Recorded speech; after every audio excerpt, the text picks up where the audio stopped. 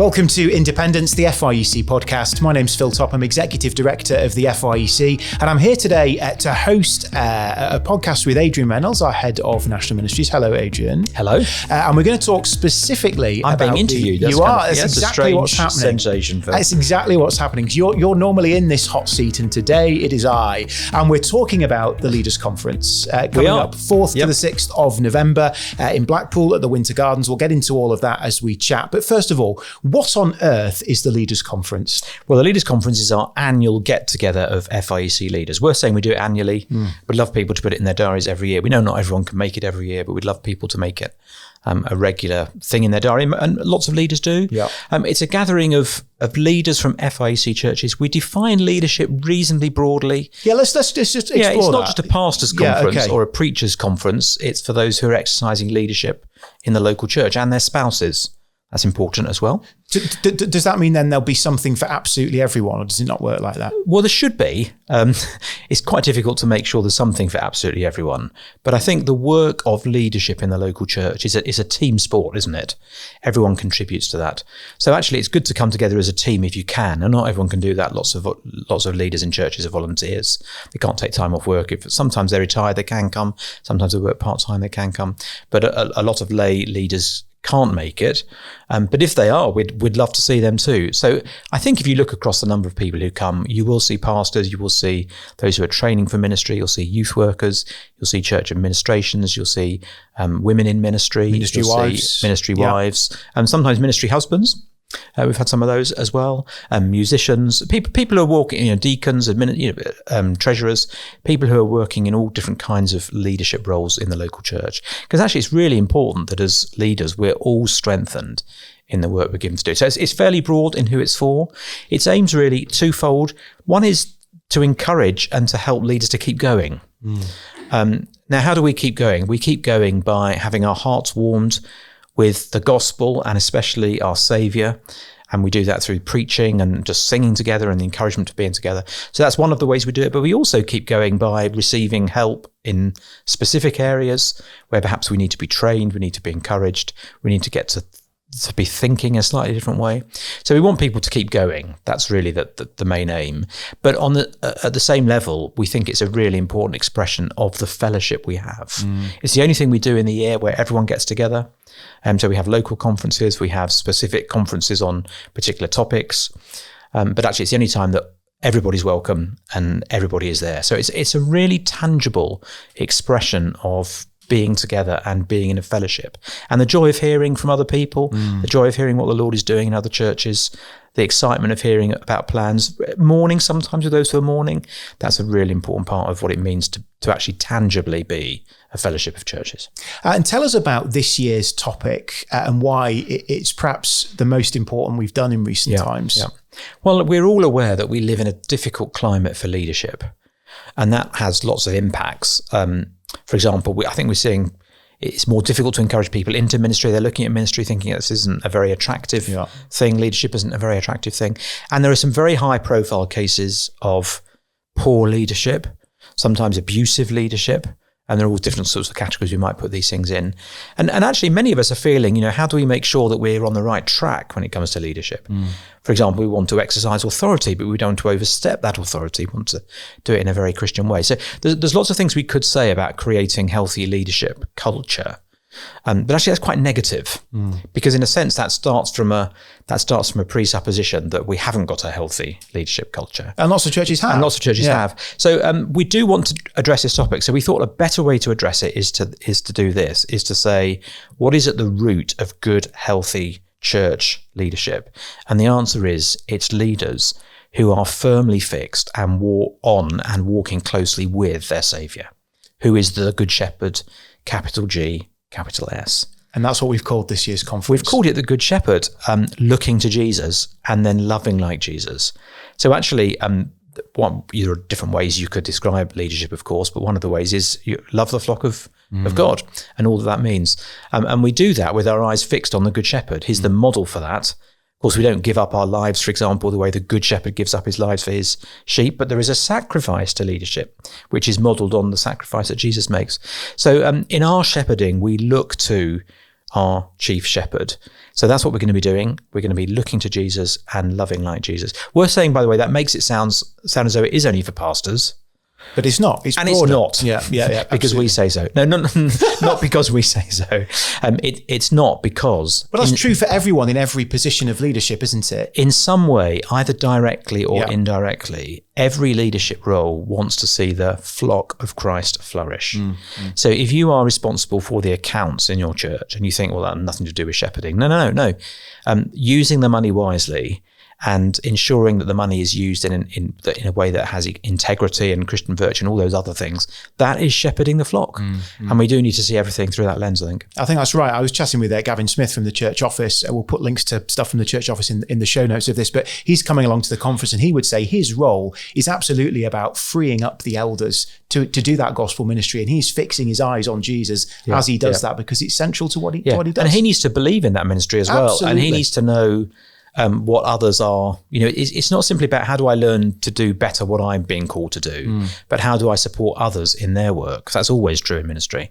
So actually there is great value in learning with others, even when you're thinking, well, actually it's the guy who's sitting next to me who's going to be going and pastoring the person with some addictions, let's say. I've got to be with him in that.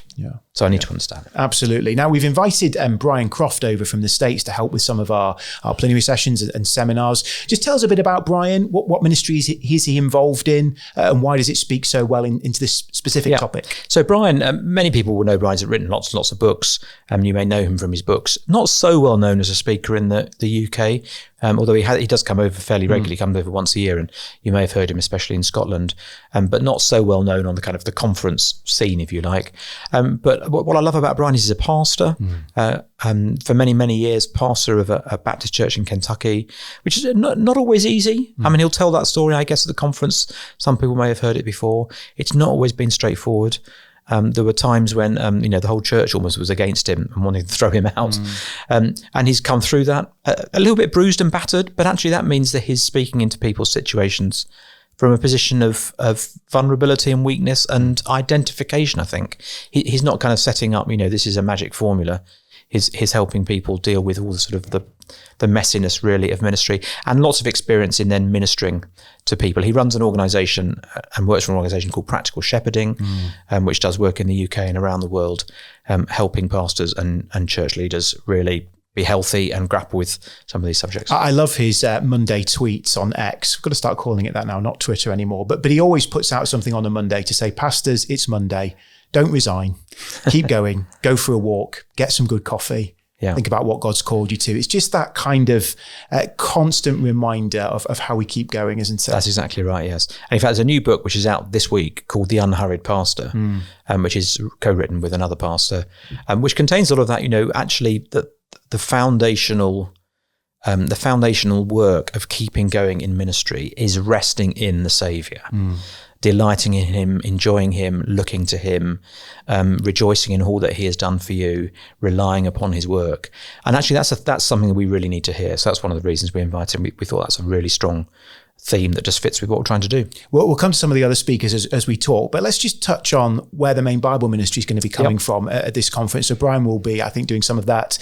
So we're focusing. Well, you tell us. We're in John's Gospel, aren't we? I mean, if you're going to do something on the shepherding of Jesus, where do you go?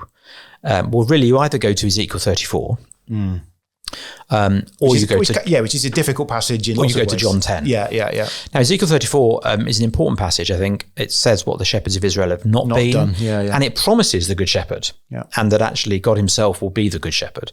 So it anticipates John 10, and much of John 10 is kind of looking back and fulfilling that Ezekiel stuff. We did some Old Testament things last year in Isaiah. We did. I thought actually what it would be good to do if we really want to get straight to Jesus. And not kind of waggle on the T, as Dick Lucas used to say. I thought we've got to have I am the Good Shepherd. Well, if we're doing I am the Good Shepherd, we should be thinking about the other I ams. the other I am sayings. So this is Jesus in his own words. Someone said that to me the other day. They said, I love the I ams because it's Jesus in his own words. That's a great way of thinking about it. Well, it is. I mean, Yeah. actually, I think the whole of the Bible is Jesus' word. So it doesn't quite work. But it's a nice way of thinking about it. It is just a lovely way of thinking about it. Jesus in his own words. So we're going to be thinking, we can't quite do them all, we can't quite fit them all in, but we're going to be doing quite a few of the I am sayings of Jesus in different ways, which should just help us rejoice as leaders with who Jesus is. And not only that, but who Jesus is to us. He's not an abstract shepherd or a far-off CEO. He's my good shepherd. Absolutely. He is my way, truth, life. He is the resurrection and the life for me and for us. So yeah, we're going to be reflecting on those. As I've heard someone preach on this, saying he's not a good shepherd, he's the good shepherd. That's right, exactly right. Absolutely.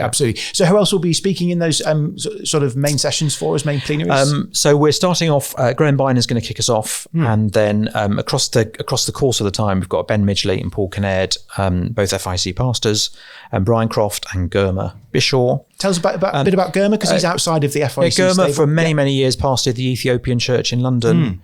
So he's just a very kind of wise, experienced, thoughtful pastor, now very involved with London City Mission and the London Project. Yeah. Lots of our churches are involved with in London, and partner of Reality Church, which is not part of the FIEC, but very closely connected.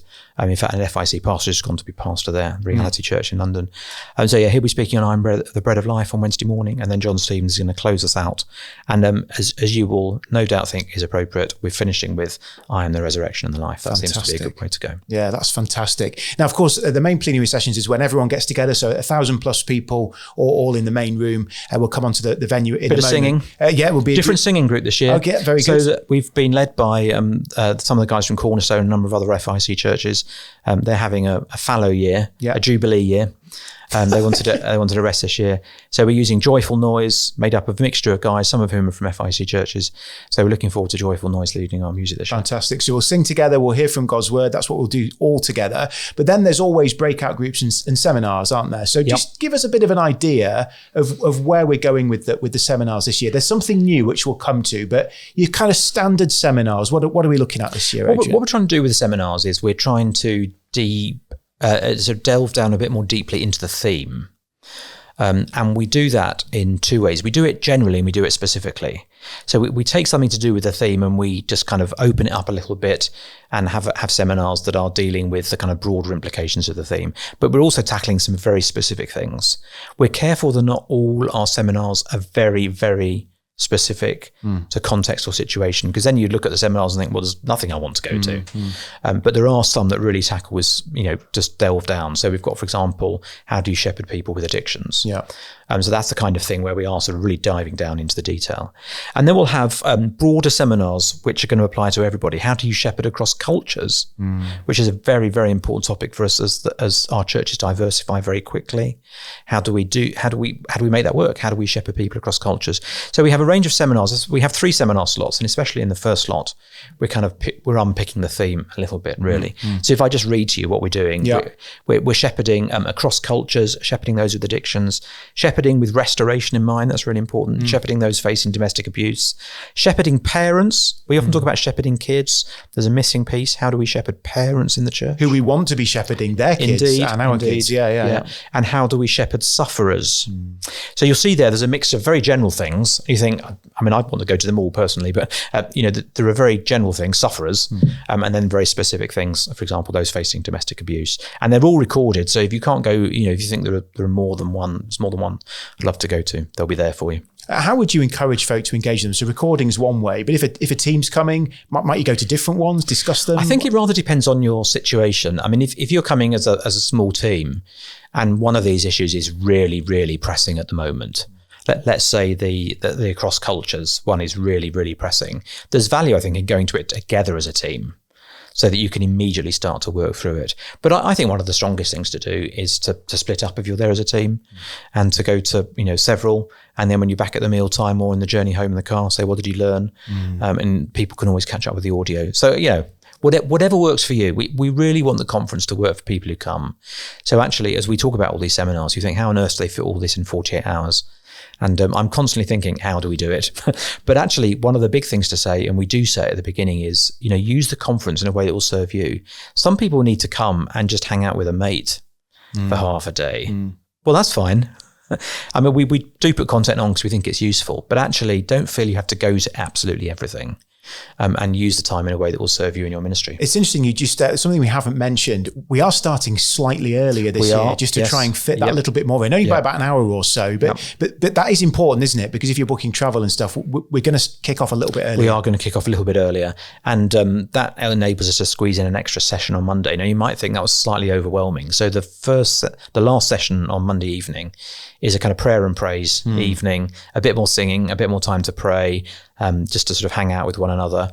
Some people want to do that. Other people just want to stay in the restaurant and carry on chatting to mates. Absolutely fine. There's no obligation. So it's not 3 full-on sessions in the way that perhaps you might think. But yeah, we're starting a bit earlier. Excellent. And finishing a tiny bit later. Yeah, but not too. You should still get the last train back to London. Oh, well, yes. I mean, from Blackpool, there is no such thing as a last train until you get to about 11 o'clock. Fine. There, very good, very good.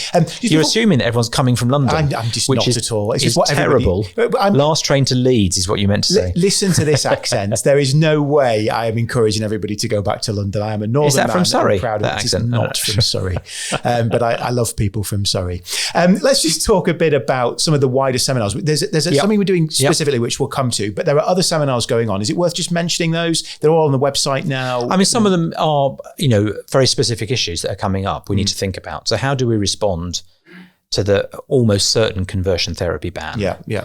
It looks like Labour's going to get in, doesn't it? General election by the time you hear this. The election will have happened. The prophecy is, Phil, Labour will have won by a majority of. No, I'm not going to hold you to anything. Don't bet on it. That's very topical joke. Far too close to home. Yeah. It's almost certain that we'll certainly be talking about and probably having to deal with a conversion therapy ban. Yeah. So Danny Webster from the Evangelical Alliance is going to come and help us think about that. So there are very specific issues that are just they're not really on topic in a sense, although everything is linked to shepherding, isn't it? And then there are just more general topics, really. How do you make sure you finish strongly? If you're close to retirement, if you're in those last 5 to 10 years of ministry, what does it look like to finish well? Paul Kinnair's going to help us with that. Really excited about that. There's going to be a seminar on mentoring. There's going to be a seminar on preaching to women. Most of our churches are over 50% made up of women, and blokes don't give nearly enough time to thinking about how do they serve them well in their preaching. Things like illustrations, all that kind of stuff. That's right. Yeah. In fact, this year we've got 2 seminars on preaching. We've kind of shied away from preaching seminars before because there is another conference. You mean seminars on preaching rather than preaching seminars? Yeah, sorry. Yeah. There is another conference on preaching, and we've never really wanted to step on toes. But actually, we do need to own this. A key part of shepherding is how we proclaim God's word to his flock, how we present Christ the shepherd to his flock, how they encounter Christ in the preaching. So we've got Eric Altland coming to help us with 2 seminars, one of which will be on preaching, and specifically just on how do you preach Job. So I've said to him, let's just go for a specific topic. Lots of us love the book of Job, very relevant, but we don't really know how to preach it. So he's going to come and do a topic on preaching Job. And then we've got this other seminar that Andy Constable and Sharon Dickens from 20 Schemes are going to do on preaching to women, which again, I think is really important. How do we make sure we connect with women in our congregations? So how many FIEC churches do you think will have a preaching series on Job at the beginning of 2025? Well, it's in the Bible. It's fantastic. It would be great. Yeah, it'd be really, really good I think with something like Job, I think people just basically tend to preach the first few chapters and then 1 or 2 other verses. And I think, as we'll discover from Eric, there's much more there.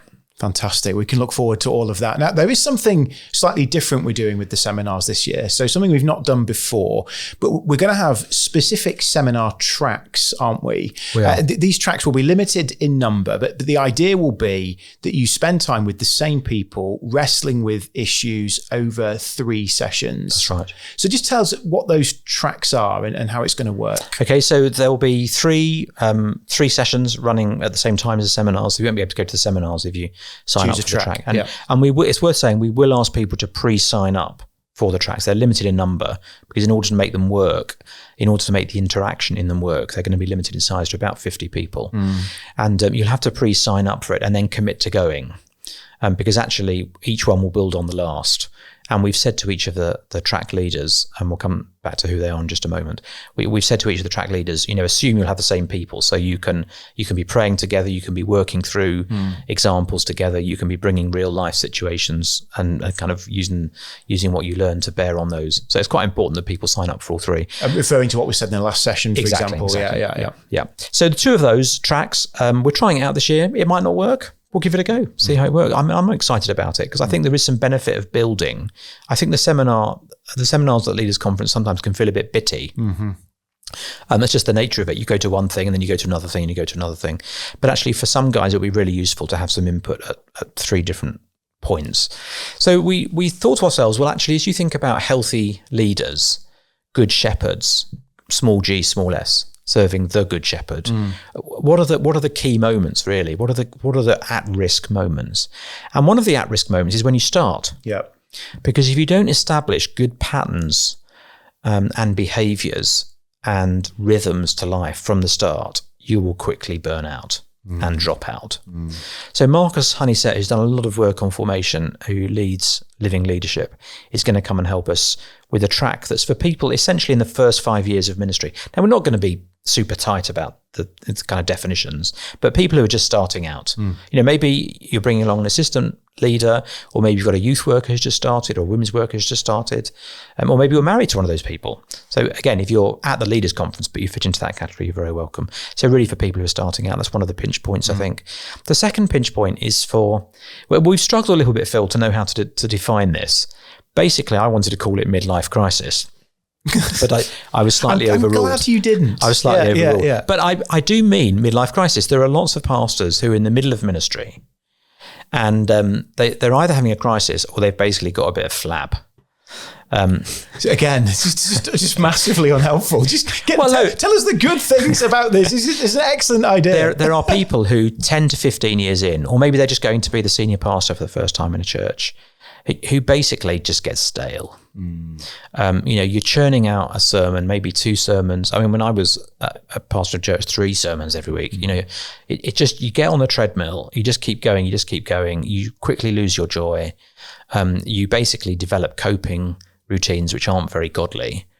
And there are quite a few people who are stuck in the middle. Let's call it that. Stuck in the middle. That's a good title. That's a good. We're not calling it that, but that's we'd probably get sued for copyright by Paramount or whoever did the TV program. But basically, stuck in the middle, and it's very difficult to admit you're stuck in the middle. You can't say that to anybody. It's because it's been so entrenched in you for so many years. Yeah, and especially if you're a new guy who's just coming in to lead a team in a church, to admit actually you don't know what you're doing, it's very difficult. So really we wanted to encourage people who are in that stage. We have got this one-off seminar as well, as I said earlier, for people who are nearing the end of ministry. That's not a track, but the 2 tracks are for people who are in the first few years of ministry and those who are in those middle years. How do you set up and keep going and fight the flab? And who's leading the stuck in the middle one? So Marcus Honeysett is leading the early years one. Yeah. Early years sounds like nursery education, doesn't it?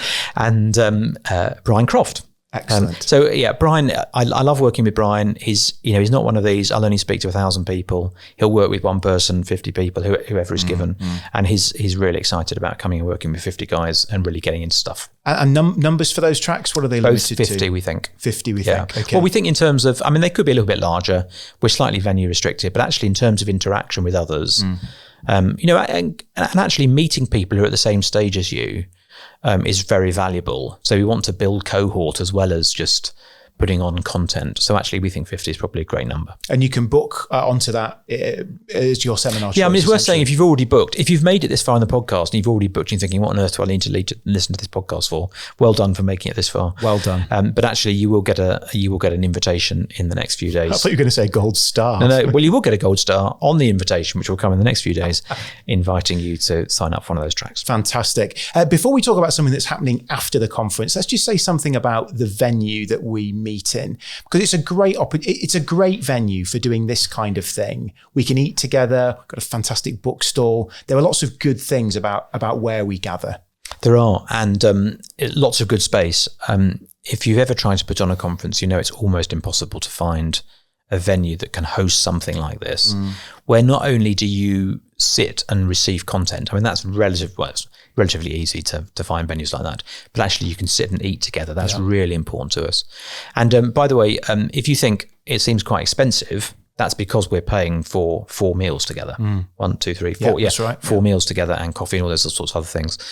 So that's all part of the package. We want people to come and spend time with one another, which is not just about meeting old friends, though that's obviously one of the ways that people use it. But it's about sitting in a seminar next to someone. You're sitting in a seminar about addiction. and you say to them, well, why are you here? And they say, well, I'm here because actually it's a real problem in the area where I live. Yeah. So actually that making of connections is a really important part, and the Winter Gardens in Blackpool allows us to do that. It's pretty easy to get to, and we like that about it. It's not stuck in one corner of the country. And obviously it's further for some people than for others. We do recognise that. Nearer for others. You know, that's the nature of the country. So it can be difficult for some people to get to, but on the whole, it's a good venue. And it's just good to support work in Blackpool. I think Blackpool is one of the poorest parts of the country.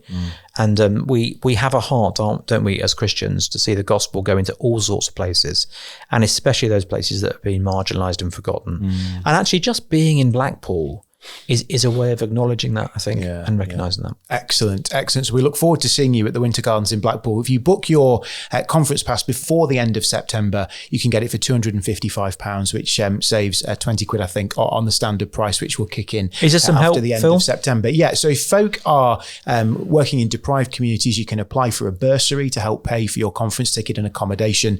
So do click through to the links on that from the website to find out how you. And if you're not working in a deprived area, in fact, if you're working in a very well-to-do area, there is an option when you book to contribute to paying for someone else to come. So do think about that. I mean, that's a great way of actually expressing fellowship. It's tangible, isn't it? You could buy a £255 ticket for £300, and actually that would really help someone else come. Indeed. Well, for the last few minutes of this podcast, Adrian, let's talk about something brand new we're doing, which is separate. Something else brand new, Phil? separate to the main conference, but happening straight after it for 24 hours. An event with Brian Croft called Trusted Hands. Just tell us a bit about what that event is before we get into the specifics of where it is and how we really wanted to tap into Brian's experience and knowledge, and as we were thinking about shepherding and us being shepherds, we thought, what are some of the challenges for us? Some of the challenges are working with people who are not paid by church, who are, let's call them lay leaders. I don't like the expression, but it's difficult to think of another one that's not clunky. Yeah. So lay leaders. So I'm thinking of elders perhaps who work alongside you, who are in full-time employment somewhere else. Perhaps they're retired, but they're not employed by the church.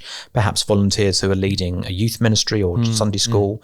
One of the features, I think, of nonconformism is that most of the work is done by non-paid people. And actually that brings with it all kinds of challenges. How do you raise up leaders like that in the first place? How do you train them up? That's really knotty. So little time. How do you train them up? Yeah. We believe in the plurality of eldership, but we don't really invest in training elders. And how do you then deploy them? And so actually Brian's going to be helping us with those three subjects. How do you raise, train and deploy lay leaders in the church? Fantastic. And that's happening not at the Winter Gardens, but at one of the local churches just around the corner. 10-minute walk away, perhaps even less not than even that. that. Yeah, at Blackpool Tabernacle. Yep. So that is happening in a completely different venue, and it's an additional cost. That's right. That's right, yes. Excellent. Yeah. And you need to have come to the other conference to go to Yes, you can't just come to this. You need to have attended the main conference. But what that will effectively do is extend the conference offering to Thursday lunchtime. That's right. Excellent. Yeah. So just tell us a bit about what that will look like in terms of practically how it will run at Blackpool Tab. So we'll have a bit of a break. We won't kick off straight away. We'll do one session on Thursday evening, followed by a meal together. Sorry, Wednesday evening, followed by a meal together. And then we'll have two sessions on Thursday morning, followed by a light lunch. So we'll be done by lunchtime, but we'll have managed to get in some really solid, good content, chance to reflect on some of these things. So not breakfast supplied, but evening meal and lunch supplied. You have to book your own accommodation like you do with the Leaders Conference, and it'll be £45 extra, which I think is a bargain. Absolute bargain. And what that means is, if my maths is accurate, if your Leaders Conference ticket is £255 and that's £45, that's £300 all in for the conference Monday to Thursday. 3 days, including your food. Very good. Yeah. It's worth saying numbers are limited, aren't they, for Trusted Hands? And bookings are already coming in, so act quickly. Yeah, that's excellent. Right. So I think we've got, is it 100? We've got 100 places, we think. Yeah, we can. We haven't quite spec'd out it all yet. You're going to go and have little look-see at the venue to see how many we could squeeze in. But we don't want to just be ram-packed. We want to make it meaningful. So actually, we'd rather have kind of a slightly lower number and be able to talk to one another and work through stuff. So it is first come, first served. So this is the Leaders Conference, which is 4th to the 6th, and this will take place 6th to the 7th. That's right. Excellent. Adrian, it's been fantastic to talk about the Leaders Conference. Are you excited, Phil? I am excited. I always love the Leaders Conference. It's a great time of year. And the advantage is, if Bolton get a home draw in the FA Cup first round, I can go and watch the Wanderers on the Saturday before it starts. Okay. They're in the first round, are they, Phil? I'm afraid that's because promotion did not happen happen, as we've previously discussed. I couldn't help myself. Sorry, forgive me, Phil. That's fine. Very, very, very, very good. Adrian, anything else that we've not said that you really want to get across about what's happening in November before we draw to a close? I think the only other thing I would say is, if you're the only paid member, so if you come from a smaller church, it can feel quite daunting coming to something like this. You're the only member of staff from your church coming because you're the only member of staff. And we will make sure this year that there's a kind of a welcome for people who are just there on their own. I think that's really important. And if you know people like that, you know a smaller church down the road perhaps, and you're thinking to yourself, they don't often come to things because, it's hard and lonely, do encourage someone along. Offer them a lift, maybe, even maybe your church could help with the cost if that's appropriate. So I would, don't just think about who from your church could come, but I would say to you, think of who from other churches around you could come as well. And we'll have special tables laid out that first night for folk who come on their own to get to know others and that kind of thing at the mealtime. So all of that and more coming up in November. And this has been Independence, the FIEC podcast, talking about our upcoming Leaders Conference and our post-conference event, Trusted Hands. I hope it's been encouraging to you if you've booked already. And if you haven't booked yet, you can do by the end of September to get the best price on your ticket. So do rate, leave a review so other people can find the podcast. Hope this has been an encouragement to you, and we'll speak to you again soon. Thanks Adrian. Phil.